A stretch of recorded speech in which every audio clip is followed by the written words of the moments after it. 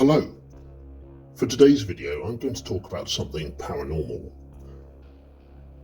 An incident that was relayed to me by a colleague many years ago about an experience that he had in the vicinity of an abandoned railway station. His explanation for this remains a mystery, but it is an interesting story nonetheless.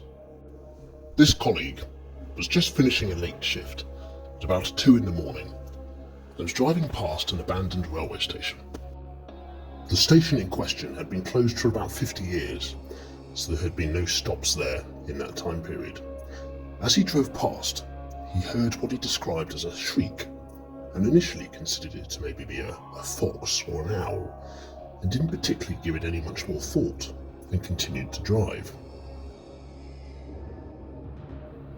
As he continued in his car, he glanced right as he drove over the bridge, and saw what he described as a torch being waved on the footbridge back along the line. His initial thought was that maybe somebody was in distress. The torchlight looked as if they were trying to get somebody's attention. His instinct kicked in, and he thought maybe that shriek was connected, so turned around in his car and returned to the footbridge. He parked at the bottom of the steps, got out of the car with a torch, and climbed the steps to the top of the footbridge. As he got to the top, he half expected to find somebody there, but as he rounded that corner, the footbridge was empty. No person, no light. He walked on to the top of the footbridge and walked into the centre, and looked up and down the line. As he did so, he then heard it, footsteps approaching him from the opposite side of the footbridge, and they were getting closer and closer. He spun around, torch in hand, casting light, but there was nobody there, but the footsteps continued to approach. He froze, glued to the spot. Suddenly the footsteps seemed to pass him, and continued back down the steps that he had come from, and back towards his car. He waited for what felt like minutes, it was probably only seconds, and then, with his blood running cold, he bolted, ran back down the steps towards his car. He unlocked it and jumped in and slammed the door behind him. He sat in the car and let out a deep breath, and then put the key in the ignition and started the engine.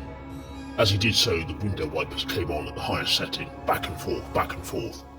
He turned the engine off again, sat there, took another breath, turned the engine back on. The window wipers ceased, but then a warning light came on. A warning light that indicated that one of the doors had been opened. He looked in the rear view mirror. The car was empty, so he got out, torch in hand again, and checked the doors, and the rear near side door was ajar, slightly open on the latch.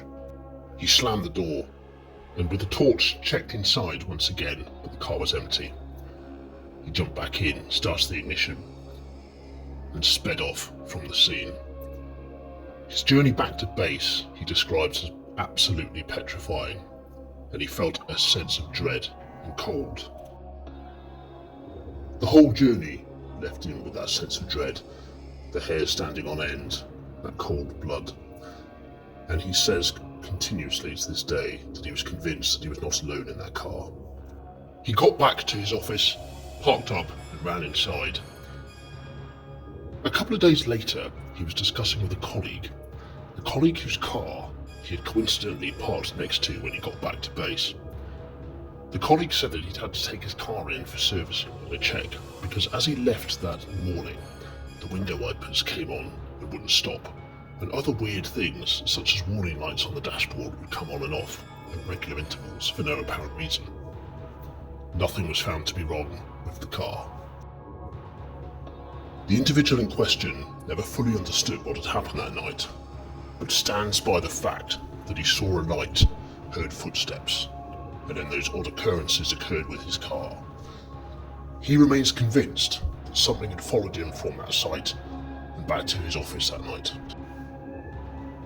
His opinion of the events now is that perhaps it was the spirit of a passenger left stranded on a station for 50 years, and that seeing an opportunity, that spirit decided to leave, and is now who knows where.